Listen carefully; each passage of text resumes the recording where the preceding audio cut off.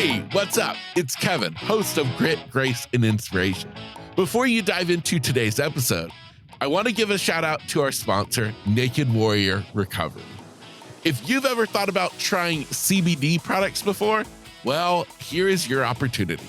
Head on over to nw-recovery.com and use promo code LOWE, that's LOWE, all capital letters, to snag an extra 20% off. All of this information and links are inside of today's show notes.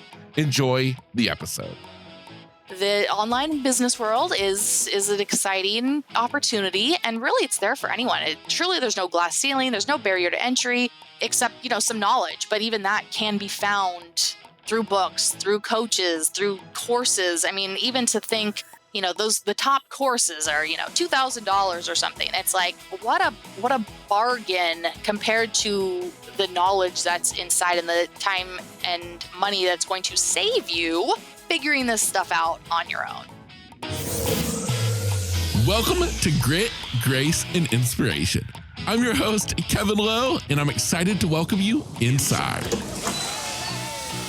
This is the kind of place where your glass will never be anything other than half full, because we choose to focus on the positive side of life. Now, this doesn't mean that we shy away from the real talk. No, not a chance. Matter of fact, we explore all aspects of life, from the good, the bad, and the ugly. But all of that is done with one purpose: to inspire you to never give up on life, even when it may seem like life has given up on you. Now, I get it. Life is hard, but starting today, you've got grit, grace, and inspiration. What's going on, and welcome back to the podcast. My name is Kevin Lowe, your host, and today you are joining me for episode 141. Today we are chilling out in the studio with Meyers, a woman on a mission. Let me tell you what. If you have ever thought to yourself, wow, what would it take for me to have it all? To have the career of my dreams, to be able to be at home with my kids, to be living the life that I want to live? Well, today is a dose of inspiration for you, because Meyers has figured out how to have it all. From NFL cheerleader to successful dance studio owner, to then realizing, you know what? She wanted a family and she wanted to be at home with her children. So she made transitions and she started her own home-based business, which has now blossomed into what she is doing today, where she's helping women, maybe just like you, who decide, you know what? I want to be like Megan. I want to start my own home-based business, my own online business, where you have the freedom to be at home, to be your own boss, to be with your children when you want to be. That's what Megan is helping people do. And whew, baby, let me tell you, Megan Meyers is a woman on fire, and I'm excited to introduce you to her inside of today's episode. Now, before I get to my conversation with Megan, I do have to give a shout out to our sponsor, Naked Warrior Recovery. If you have ever thought about trying out CBD products before, well, this is your opportunity. Because as a sponsor of this podcast, Naked Warrior Recovery is offering you an exclusive 20% discount when you go shopping at their website. So head on over to nw-recovery.com. Again, that is nw-recovery.com. Make it easy on yourself and just check out today's show notes where you can find that link and use the promo code LOWE. That's LOWE, all capital letters, and snag a sweet 20% discount. So give it up to Naked Warrior Recovery, a company devoted to helping out both your physical and mental health. With that said, I hope you enjoy today's episode with Megan, and if nothing else, I hope that today's episode gets you fired up and starting to think, maybe it's time that I have it all. Megan Meyers, welcome to the podcast. Thanks so much, Kevin. Happy to be here.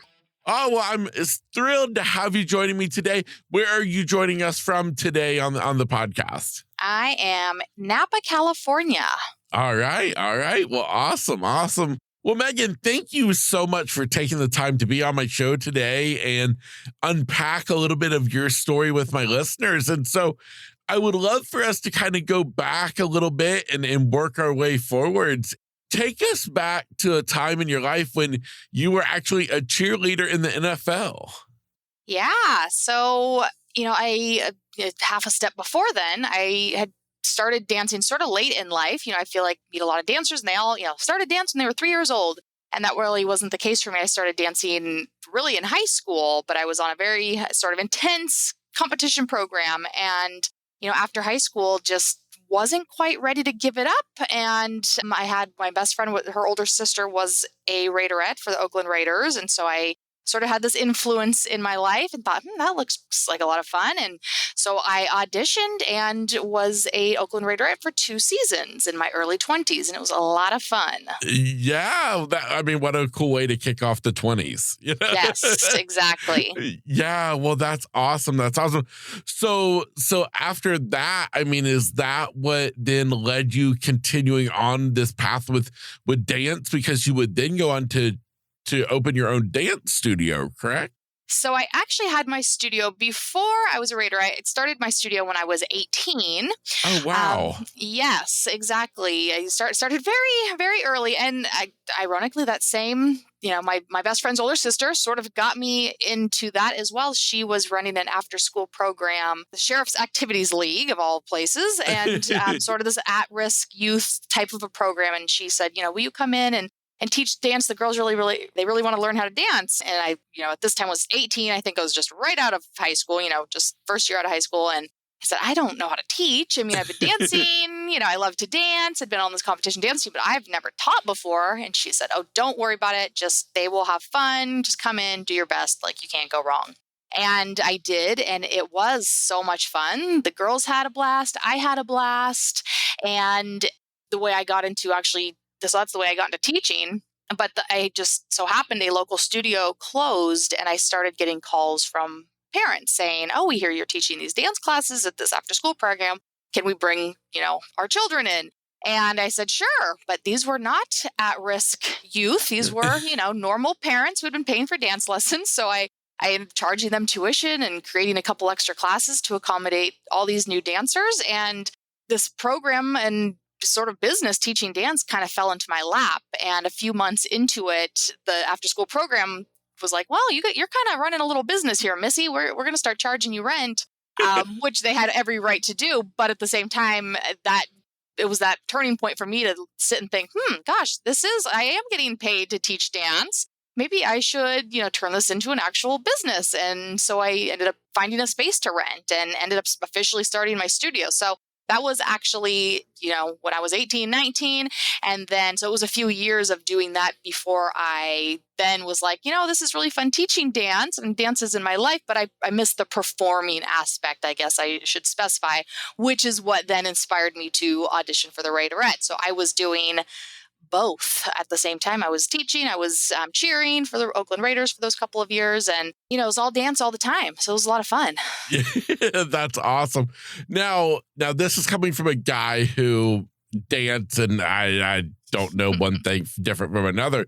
When I hear though about cheerleading, I don't even think of that as like dance. So talk to me about how that kind of lends its hand to then you becoming a cheerleader. Sure. So, you're right. When you hear cheerleading, that can be a lot of different things. Depends on the team. The Oakland Raiders, a lot of the NFL teams, they are dancers. Now they're holding pom-poms. They're on the sidelines cheering the team on and pumping up the crowd. It's a promotional gimmick is why the NFL has cheerleaders.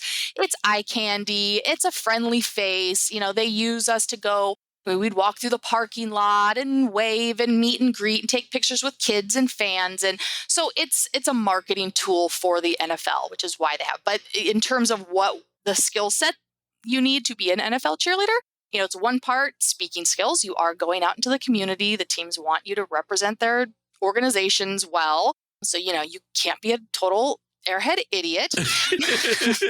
Helps if you're not.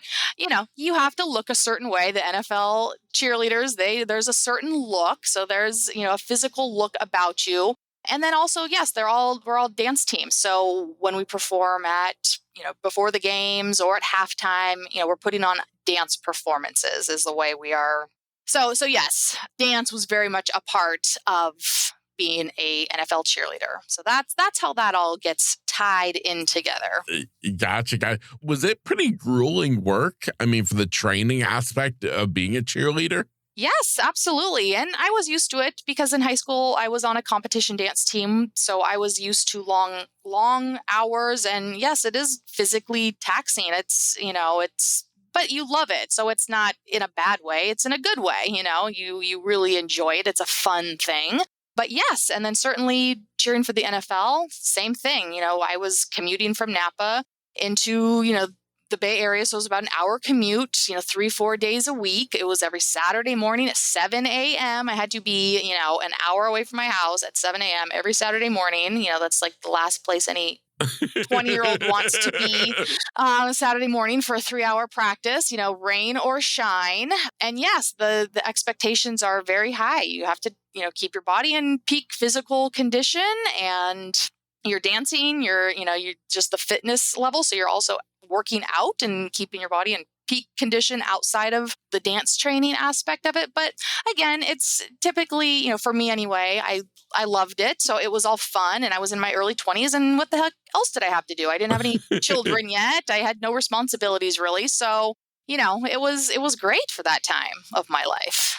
Yeah, no, that's amazing. What had you finally deciding to leave? You said you did it for 2 seasons. Yeah, for me, that was enough. Some women stay. I mean, some of them were like 10 years. So, I mean, some women do it for a long time, and it really becomes like a career for them. And it's something, then they get really involved with the organization. And I think that's wonderful. For me, my dance studio really was calling me. So for 2 seasons, that was fine to sort of do the commute, do both things. But then I sort of felt like I had, after 2 seasons, checked everything off my bucket list. I was honored. I got to be, captain my 2nd season, and I was voted Raiderette of the Year, which means I got to represent the Oakland Raiders at the Pro Bowl in Hawaii. So after 2 seasons, I kind of came, saw, and conquered, and felt like, all right, bucket list complete in that department, and wanted to just get back to growing my dance studio, my business. So yeah, that's what it was for me. Okay, well, I think that's really awesome. Really awesome. So you still have the dance studio. So now, how long did you continue on with the dance studio? Yes, so I had my dance studio for 14 years. Wow. So a decent amount of time. I'm only 38 now, and I've been out of my studio for 7 years. We'll get to that part of the story, but it's hard to believe. At 38, I've already had multiple businesses for over a decade. I know I've been in business over 20 years now, or just hit my 20-year anniversary of being an entrepreneur. But, I guess that's what happens when you, start when you're literally, a baby practically, right? So yeah, for 14 years, and really was doing 2 simultaneous paths. I was on one hand running a dance studio and learning how to be a better teacher and educator, and very much immersed in, the dance industry and industry seminars and industry trainings and all of that. And I'm developing my staff. So over that time, I went from being a 1-woman show to eventually, 7,000 square foot facility. We had hundreds of students, multiple dance rooms, a staff of 10.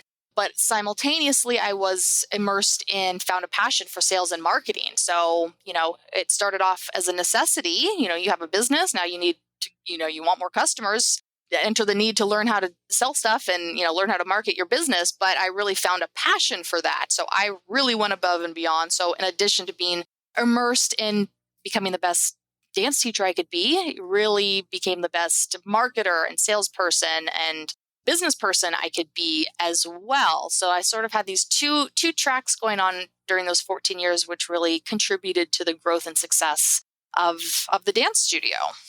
Wow. Well, I mean, Megan, that's really phenomenal. Talk about an accomplishment. And I mean, especially, you didn't do any like type of college, business degree or anything like that, did you? I did actually at the same time. I know. I don't know where I had all this time and energy from. I do look back and I'm like, wow, that's the power of being 20 right there. So when I first opened my studio, I was at our Napa Junior College here is where I started off because my first choice was UC Berkeley, and I did not get into UC Berkeley straight out of high school, despite having over 4.0, all these extracurriculars, senior class vice president, and I still did not get in my first choice school.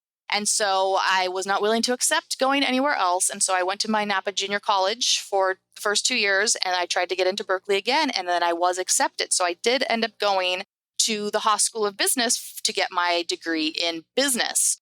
But I will say, fabulous experience, but there's nothing like in the trenches. Yes. So I really don't.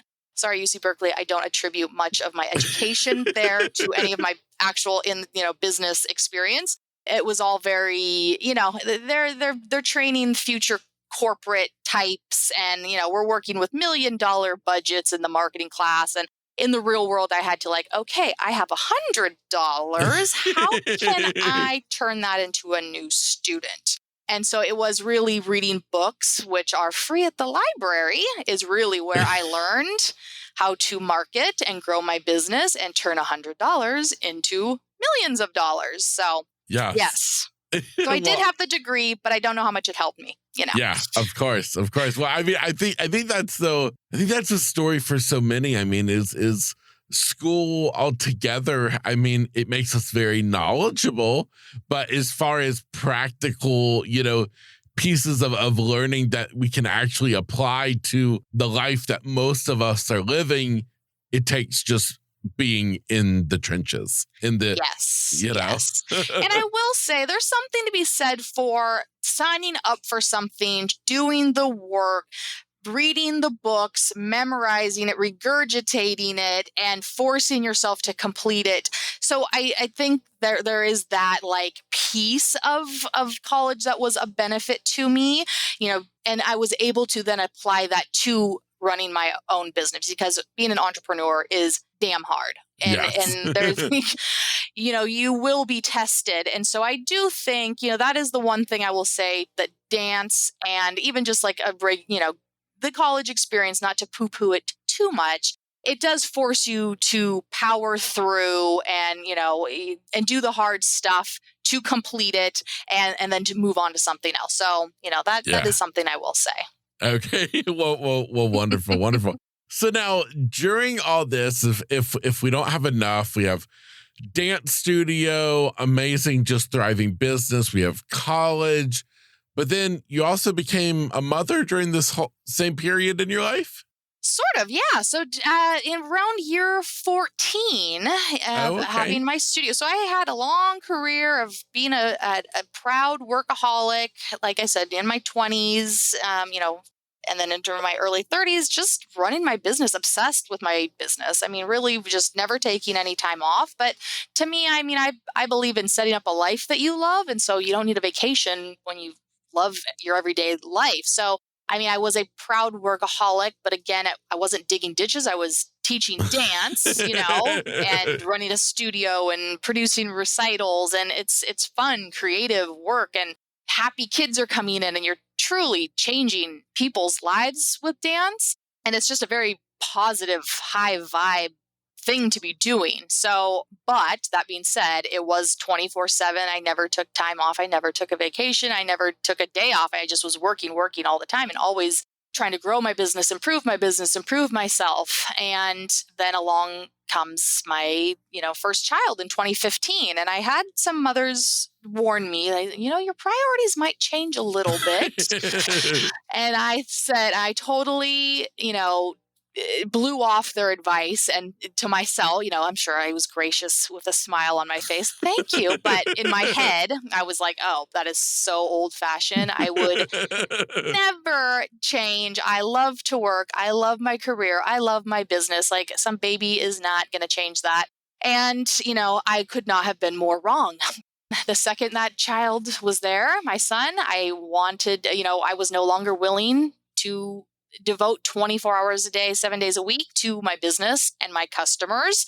I feel like it's like when that fur baby is your everything and then you have a real child and now you love it, but okay, it's a dog. It's not the same thing.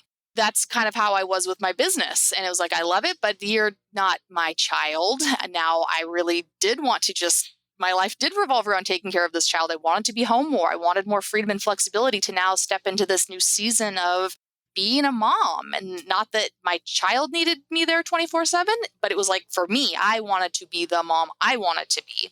And so my priorities did absolutely change. And so that's, sort of what led me to look for how can I free up some of my time? How can I simplify my business without giving up my business? Because it is a big part of my identity. It was our family's sole source of income. My husband and I were high school sweethearts, but at this point we had been running the studio together. So it was literally our sole source of income. Just closing up shop wasn't really even an option. So that's what set me down the path of, okay, how can I be home more, but not give up the income and not give up the business? So yes, that was that turning point. Yeah. Okay. I love it. So what did you end up deciding to do? Yeah. So this is the next chapter, business number 2. So I had developed, I told you I'd, run my studio. And during these 14 years, I've been obsessed with, the dance side, but equally obsessed with the sales and marketing side. And so a few years back, so about maybe 5 or 6 years prior to my having my son, I took all my sales and marketing experience and love of dance and just now I had owned my studio 10 years at that point and just sat down and thought, how can I make just the world's greatest dance program from a systems standpoint, from a marketing standpoint, from what would the kids love? What would the parents love? And I created this program called the Princess Ballerinas Dance Program. And that name is very on the nose and it's on purpose. And that is exactly what every little 3, 4, 5-year-old little girl wants to be. Why fight it? Let's just slap that name on this puppy. They love being princess ballerinas. And I created this program that was just what I consider my Mona Lisa. It's that sales, it's marketing, it's systems, it's organized, but it's a magical experience for the students. Everything is imaginary based, it's story based. We do themed music and themed props, and the parents love it because I believe in rolling out the red carpet for customers and just treating everybody like, a celebrity, royalty, and just making everything so beautifully choreographed for them and just totally subjugating myself and making, it all about the customer. And so that's what this program was. So when it came to now I have my son, I'm like, how can I simplify my business? Right now we are doing, everything from adult Zumba to competition dance teams. And we've got all these programs and all these things. But I had this Princess Ballerina dance program, which was very profitable, very marketable, very easy to run. I had lesson plans, I had playlists, and everyone loved it. Word of mouth, it was just obviously very naturally built in because it was such a fabulous experience. And so it had been built that way. That was not an accident. It was very much by design. And so I said, okay, let me take this program. I've created this basically franchisable prototype that I've been doing now for 5 years. Why don't I just open up multiple Princess Ballerina locations? Because I couldn't get out of brick and mortar thinking. That was, to me, the only way a dance studio grows is to open more locations. But I thought it would be a simplification to just do one thing and I could leverage my staff and, send them off to all these different locations. So that was my idea of simplifying, quote unquote, even though looking back, that would have been a nightmare. That would not have been simplification at all. So I hired a consultant to help me with this multiple locations plan I had for my Princess Ballerina dance program. And on our first discovery call, she said, well, why don't you just package it up and share it with other dance studios? And it was like, yeah. That's brilliant. I loved it, but at the same time, it was like, wait, I could do that. And it was like having someone reflect back, and she didn't flinch. She wasn't sort of chuckling as she said it. She was serious, here's this person who seems to think I could do this. Yes. And, that just gave me that confidence of like, well, that's a brilliant idea. And if this person thinks I could do this, maybe I could. And so that's exactly what I did. Once that idea was planted, that seed was planted in my mind, there was no turning back. That was absolutely the answer to my problem. I could have the business, but I could do this from home, and so that's exactly what it was. So now it was just, I had to figure out how to do it. Now, this consultant, she was specifically a dance studio consultant. So she was great with planting the seed and kind of, initially helping me, but I really had to sort of now dive into like learning the online world and business world and information products and like, how does this work? But dive in I did. And 6 months later, I ran a simple ad sharing a sample of one of my lesson plans. And I spent about $500 and I had about 1,400 downloads from dance studio owners and dance teachers around the world download a sample. And I sort of freaked out that to me coming, I'm a little local dance studio owner here. I have no pedigree. I have no dance degree. I have no idea. I really have no business going out into the world of sharing that. This is what I'm thinking at the time. And now 1,400 people are going to be looking at this thing. And, here I am so freaking out, turned off the ad. But I'm so desperate to make this jump to pull back from my brick and mortar studio at this point that I, have to power through anyway. Like fear cannot hold me back. It's like my desire is far outweighing my imposter syndrome and fear and not having a clue of what I'm doing. And I'm so grateful it did, because what I ended up doing, I simply asked them for feedback. I was very humble. I truly had no idea what their reaction would be. They could have all very well said, this is garbage. We hate your idea. Probably no one would have said it in that way. These are educators themselves. But not only did they not say that, I had, just an outpouring of positive feedback about, how creative it was and how much, time it's going to save them. And they love that they could just share it with their instructors. And so I kind of just natural unfolding. I said, I have 36 of these monthly lesson plan themes. If you'd like, I could send you one a month. I'm going to charge $47 a month. And I had about 140 dance studio owners sign up within the first 30 days. So here I am making, that's like $6,000 a month, which is the same as I was making running my entire studio with a staff of 10 and a 7,000 square foot facility and $7,000 a month in overhead and $20,000 a month in payroll. And, this whole huge just beast of a brick and mortar business. And here instantly within 30 days, I have no overhead, no staff, no inventory, and I'm making the same amount of money sending out one lesson plan to new subscribers. So clearly I fell in love quickly with this new business. Yes, it goes without saying. Yes. Wow. I mean, what though, like some amazing, like valuable life lessons. And the one that I kept thinking of as you're sharing this story is not being afraid to put something out there, because we never know unless we try. Mm-hmm. Exactly.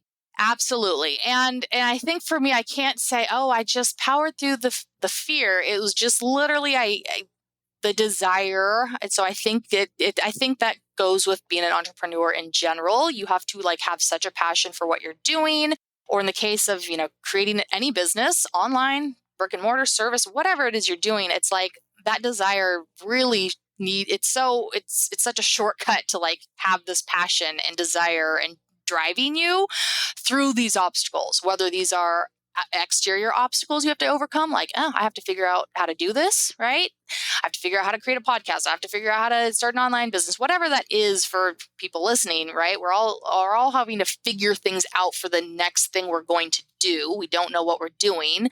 Hence, that's what makes it new. But secondly, there's so many internal obstacles you have to overcome as an entrepreneur, right? And I think that's sort of the larger discussion, and the benefit of entrepreneurship is overcome those things you do and become a, bigger, badder, bolder version of yourself in the process. But yeah, so I think having that passion driving you, or that desire, for when I had my dance studio, that passion was what drove me through 14 years of obstacles. It was really a passion-filled business. I really loved it. And so I was willing to figure out the sales and marketing side. I was willing to figure out just the staff issues and systems issues and, dealing with people issues, right? Yep. And then in the online space, it was a lot of, the internal stuff I find for me, and now coaching other people to do this same thing. It's a lot of that imposter syndrome. It's a lot of mental blocks in overcoming that. That's the challenge. Yes, absolutely. Absolutely. What do you think when you look back at it, what do you feel like was the huge success to it? Because I mean, there's many people out there who launch online programs, memberships, and they don't have the type of success that you had. Do you look back now and see anything that you did or anything that was unique about your program that made it have the success that it has? I think it was a few factors. And some of these things I appreciate now more than ever.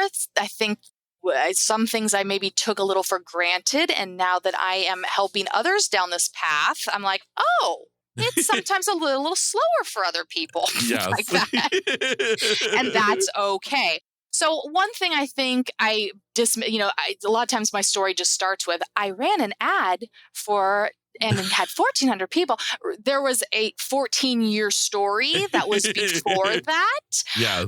I had a lot of ups and downs with my brick and mortar studio. I had a lot of just challenges figuring things out, a lot of debt I took on to, making mistakes and taking on space when I shouldn't have. And sometimes, I would take on the space and acquire, we have to keep it running before I learned the marketing to bring in the students so there were a lot of things I did there.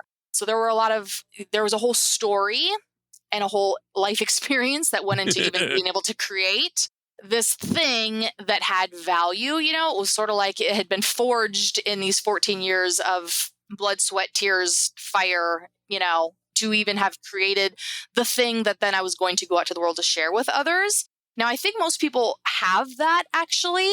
And that I think is the challenge. Like if you're in your 30s, 40s, 50s, you have 30s, 40 or 50 years of experience doing something, whether that's a professional experience, whether that's just life experience.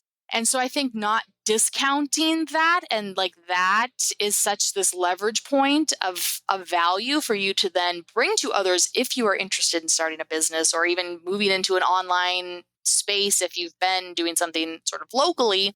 The online world is like this amplifier. But I think it's definitely helpful if you can have something that's truly of value that you're bringing forward.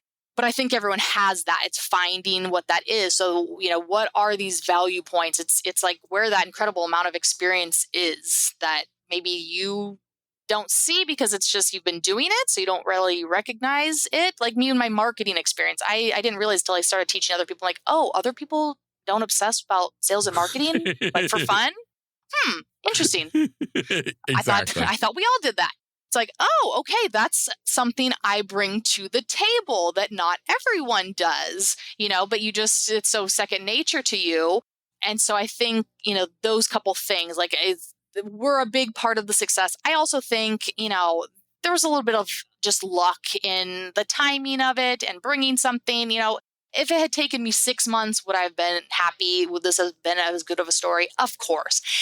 There was probably some luck involved, obviously, with it happening within 30 days versus 6 months or a year. But if it had taken 6 months or a year, it still would have been worth it. So I think those two things, really having something of value that I'd taken a long time to create. Yeah, spending all that time in studying sales and marketing. So I think if you haven't been obsessing about sales and marketing, then it's okay that maybe you don't have the same skill set. But these things can all be learned. So I guess that's my other point. For me, I think that was a success trigger. Clearly, I mean, how could it not have been?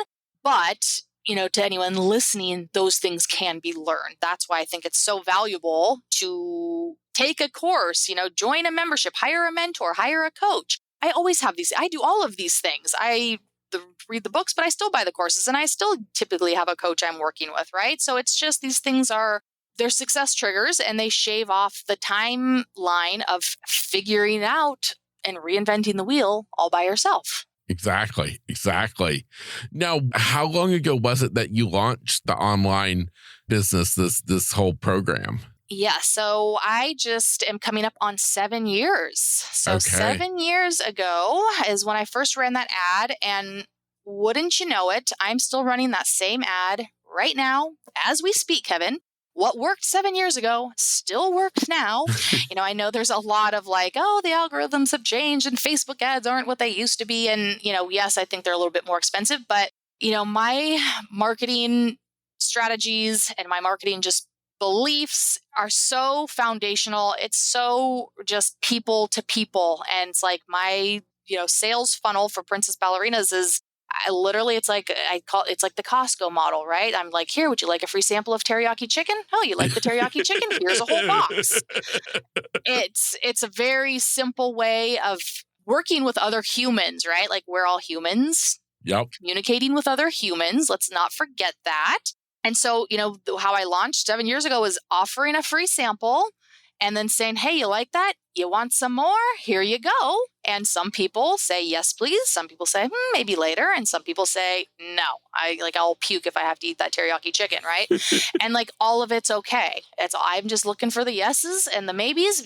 Sign up in 6 months. That's okay too. And so of course, that still works now. Yeah. It's just human nature. It's just making friends. That's just, you start with coffee and then you go out to dinner and maybe later on, if it works out, you get married. So it's all the same stuff. I do. I love that. And I love that whole mindset towards marketing online and online business of stop thinking of it as two different things and incorporate the human element into your marketing online. Yes, it's people helping people. Absolutely. Yes, absolutely. Yes. So I asked you about how long ago it was because really you were basically a trendsetter going into the fact of, into 2020, you were already in the online space. You were ahead of the curve. Yes. I guess so. It's like, I feel like, and that's what's so funny. It didn't feel like I was a trendsetter in 2015. Obviously the internet had been around, online businesses had been around for a long time. So it's so funny. And if you started tomorrow, in 10 years, you're going to feel like you were a trendsetter, because it just moves so fast. But so yes, I would be lying if I didn't say I'm glad I did not have my brick and mortar studio still through the pandemic. It was definitely, as serving these customers, I have obviously all dance studio owners are my customer base. It's certainly an industry like a lot of brick and mortars that were highly impacted by being closed for months, if not a year. I would say this year is like the first year that, this is the time of year dance studios are all doing their year-end recitals. And it's like, this is the first year they're finally doing a quote unquote regular recital. It's like with everybody at the theater and no masks and the kids backstage. So, it's been a long time and it's definitely been a road coming back for this industry. And there's still, a ways to go. But yes, for me, I still had, my business was all online and I certainly lost a lot. So that's sort of what is interesting and what moved me into, sort of my third business I also have now, which we will enter into. So Princess Ballerinas, it's a fabulous business. And, we've been talking a lot about the business side, but truly it's been very rewarding to me to share my ideas and to know, it's me. It's just me. I'm a solopreneur. No ivory tower here. I sit in my home office. I have shared my program with over 2,000 dance studio owners around the world in 10 different countries. Typically, they have, they might be a sole proprietor, but a lot of them have, staff of, 5, 6 to 10 teachers. And together we've shared the dance program with, tens of thousands of children around the world, which is just, so rewarding to think about the impact of that. So, we didn't get to this part of my story, but, technically dance changed my life way back when, before I started dancing. Dance absolutely changed my life and transformed my life. I was very painfully shy, and it was dance that really just helped me develop confidence and just get out of my own head and get into my body and realize that, oh, wow, I control my destiny. And, and then my, sort of life took off from then. So it's very fulfilling for me with, Princess Ballerinas. It is for young children. So to me, I see it as this, yes, we're, marketing this shiny, sparkly, nugget of an activity, but I know the deeper meaning of it is when kids come in, they're going to get, they get bitten by that bug of dance. And now if they stick with it for 5 years, 10 years, 15 years, they will be transformed as a person. And just, they could not have a better foundation of self-confidence and just inner knowing and inner direction and to go out into the world as a young woman. So to me, I know that's what we're really doing. As well as, I don't take it lightly. The Princess Ballerina dance program, it's a moneymaker for studios. So, and the dance studio industry is 99.9% women owned. They're employing women instructors. Yeah. And so to be able to help these women, add a profit stream, some of the top studios in bigger areas outside of, Chicago, Nashville, they've got a couple hundred Princess Ballerinas in their studio. So they're bringing in an extra $100,000 to $200,000 a year in revenue to their studio with the program. So, that's incredibly fulfilling as well. But so as amazing as all of this was with the pandemic, there was a lull for me. Just obviously I wasn't bringing in new members. So it was just kind of a plateau for a couple years, which is a great time. And I think for all of us, it's been this time of self-reflection, right? And, and exploring some new things. And so I've always been asked, how did you start your online business? And can you help me start an online business? And I've always sort of shied away from it. But I think there was this opportunity with this lull of running my Princess Ballerina dance program business. I had an acquaintance reach out to me specifically a year ago and ask me, and I told her the same thing I normally do. I sort of referred her to some books and said, I just do it. I don't teach it. But she was persistent. And so I finally said, okay, I got on the phone with her and just let me see what she's looking for. And we totally clicked. We had a great conversation. And it was at that time I saw these past 7 years of running my online business, that knowledge gap of like, here's this woman, she's brilliant at her thing, but she has no idea how to package it, how to get it in front of the people who need it. And I could see clear as day. I knew how she needed to brand it. I knew how it needed to be packaged. I knew how she needed to market it, how she could get it in front of people. And so I said, let's do this. And it was a great experience. And so that's where it's like, I would like to do more of this. And so that's what inspired what I'm doing now, which is the Shine Online Network. So still have my Princess Ballerinas business, greatest business in the world, but I'm also now helping other women to create their fun and easy lifestyle-based online business. Wow. This is just phenomenal. And what's phenomenal about it is not only just, when we look at just the big picture and like, oh my gosh, the tremendous success that you've had, but when we look at the deeper meaning behind all of this and going back to not only helping dance studios around the world with their business, but then that's helping all the little girls who are coming in, who are just like you, who dance is impacting their lives. And now on a totally different spectrum, you're helping other women who are just like you in the online space. I know. Isn't it so cool? I know. It's a miracle, and not a day that goes by I don't appreciate that. I feel like a steward of these things. I'm just a vessel, and this amazing, opportunities flow through me. I know. It's a miracle. It's like the Megan Meyers Santa Claus, It's true. It's true. Well, that's amazing. That's amazing. So now, helping other women with their online businesses, that is something that really ramped up, I assume, after with the pandemic when a lot of people were looking at going online.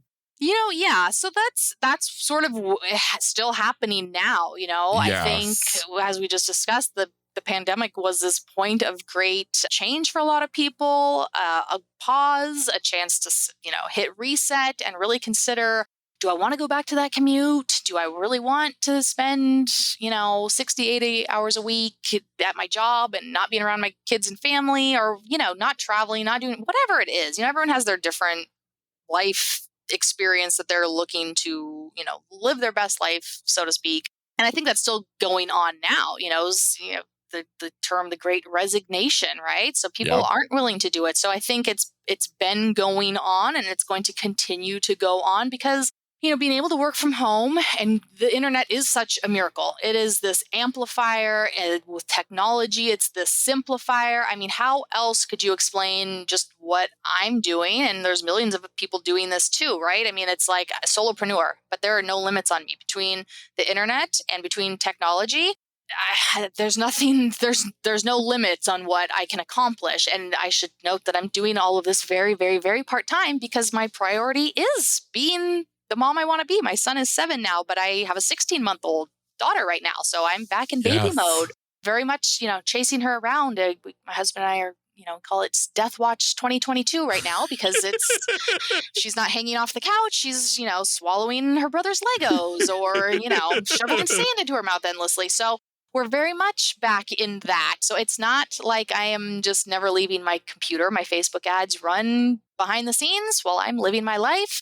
The studio owners, they get my email follow-up introducing them to the program and what it costs and how they can get involved. And if they like it, they can click a button and they sign up. And then every month they'll get a new lesson plan. And it's like all of this is happening on a global scale. And I'm being a mom at home and I'm folding laundry, Yeah, I love it. So, for a lot of people, of course, that's clearly very attractive. And I think, the secret's out.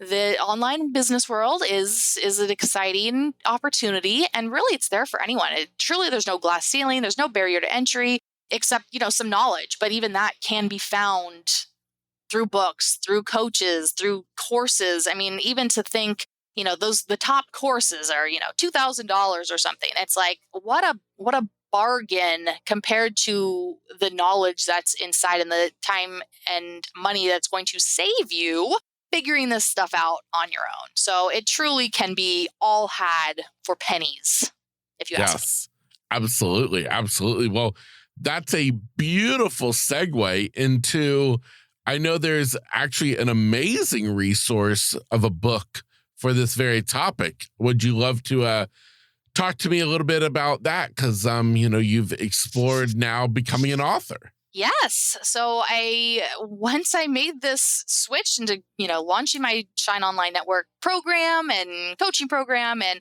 I wrote a book at the same time. It just all was sitting there. And, that first call with that acquaintance really just, everything had been there. It's like had been under my nose the entire time. And then when that switch flipped, it flipped. And, apparently that's just how I do things. And so, yes, the book it's a short book. So it's not the great American novel. It's not, 1,000 pages long. It's a quick read, but it poured out of me. So it was simple to write, and really just, it's the framework. Because I do think when people understand how a simple online business like my Princess Ballerina Dance program works, when they see the high, 30,000 foot overview, it becomes a whole lot more believable. It's like, oh, that's all you're doing. And then you see, it's like, oh, the Costco sample thing. You can see then how it would work, and that's a sales funnel. It's that Costco teriyaki chicken. Here, would you like a free sample? You like it? Here's the whole box. And then people connect those dots. And then when that basic understanding is there, I find it becomes their mind opens up, and then it feels a lot more believable to them that it's not just, people selling snake oil. Oh, start your own online business, make money while you sleep. It's not that. And when you see the overview of how it works, it creates that belief, and then people are a little more willing to entertain it for them. Because of course, everyone loves the idea of making money while they sleep, or making money from home, and having this automated online business. Everyone loves that. But I think in order to take the next step to move towards it, you have to believe that it's truly possible. You have to a little bit understand how it could work. And then you also have to understand, how it could work for you. So my book also just starts taking people down that journey of, let's explore for you, where is your passion? Where is your expertise? And then where does that maybe intersect with what people might want? And everybody has this, Kevin. It's like, if you have the interest to start an online business, obviously not everyone does for some reason, but they don't. But if you do, everyone has this skill set or this passion base, or experience. And then there is that intersection with, the greater world and needs of it. And so exploring that and like that intersection is the opportunity for you to create simple digital products. I'm all for any entrepreneurship in any form, but, certainly the past 7 years, I've fallen extra in love with digital products versus, brick and mortar is great. I think for me, it's just being in this season of my life, I'm very much in love with the digital products and the automation. Perhaps when my children are older, I will be opening a bed and breakfast or a coffee shop, and I'll be back down there every day, in the trenches again. Who knows? So for now, I may very well be speaking from just the season of my life. But, but being able to create, Shine Online is specifically about creating online products, digital products. But yeah, whatever that is for someone, it can be an ebook, it can be courses, it can be, membership, it could take so many different forms. So that's really what the book is showing that overview, making it very accessible and educating just the total newbie who is new to all of this. And then exploring for the reader, what could this look like for you? Like, let's a little bit of a coaching experience in a book. Yeah, I love it. Well, Megan, where can somebody find your book, find out more about all that you have to offer? Where's the best place for us to send them? Yeah. So, the book is on Amazon. It's called Shine Online. Or if you come to the website, it's the other best place to find me, shineonlinenetwork.com. Anyone who's interested can actually download the first chapter for free and check it out. So that can be another great place to get started. Another teriyaki chicken sample. That's right. I love it. Megan, you're absolutely amazing. You're such just a ray of sunshine, and you're such this reminder of something that I read about you, of this idea that we really can have it all. Yes. Well, thank you, Kevin. I truly believe it. I absolutely believe you can have it all, whatever that means for you, right? That can mean so many different things to so many different people. For me, it's been that combination of having the business, having the impact, and conceding nothing to be, the 1950s stay-at-home mom I want to be as well. I concede nothing in any area. Absolutely. Well, Megan, thank you so much for taking the time out of your busy day to be here on the podcast. I want to thank you so much and just really appreciate it. Thank you, Kevin. It has been an absolute pleasure. Oh, wonderful. Well, thank you. Well, for you listening today, oh man, I hope that you've been able to take something said by Megan and turn it around and look yourself in the mirror and realize, you know what? What do I really want out of life? And maybe I can put something that I heard here on this podcast today to action in my own life. And maybe that is picking up a copy of Megan's book, or maybe it's just really starting to get clear on what your dreams are and then take action on it. Hey, real quick before you go, I have one last thought to leave you with. I, of course, hope that you've enjoyed today's episode, but more importantly, I want to remind you that I never want you to listen to an episode of this podcast to hear something that I have to say or that my guest has to share and think, wow, I wish I could be like them. I wish I could overcome my own challenges and do the great things that they are doing, but I just can't. Well, friend, that's where you are wrong. You are capable, you are able, and you darn sure are deserving of having all that you can imagine in this life. There's nothing special about me or any guest I have on this podcast. We are all just normal people trying to make it in this life. And so I encourage you to take a look at yourself in the mirror and remind yourself that, you know what, I can do it too. Now, of course, if you would like help along that way, reach out to me, whether that's as a listener of this podcast, a friend, or if you'd like to work with me as a coach. My contact information is inside of every episode's show notes, just like this one. So go down, check out my contact information, and reach out to me today. With that said, I encourage you to take on the day every day with grit, grace, and inspiration.